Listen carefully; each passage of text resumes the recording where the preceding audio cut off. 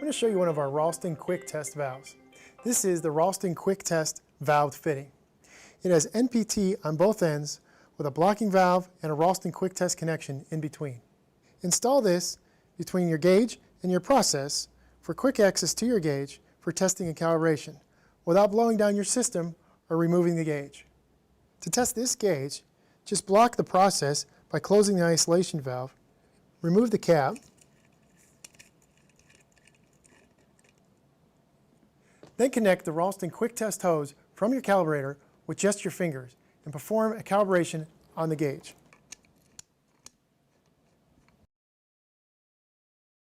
Let's apply about 40 psi or 3 bar pressure. This valve provides a secure connection up to 3000 psi or 210 bar pressure. The Ralston quick test system makes a quick leak-free connection thanks to an integrated O-ring pressure seal. And these fittings won't weep like some other brands. When you're done, if you forget to vent off the pressure with a valve, the Ralston quick test connection will safely self-vent instead of blowing off. Replace the cap on the quick test connection and bring the gauge back online by opening the isolation valve.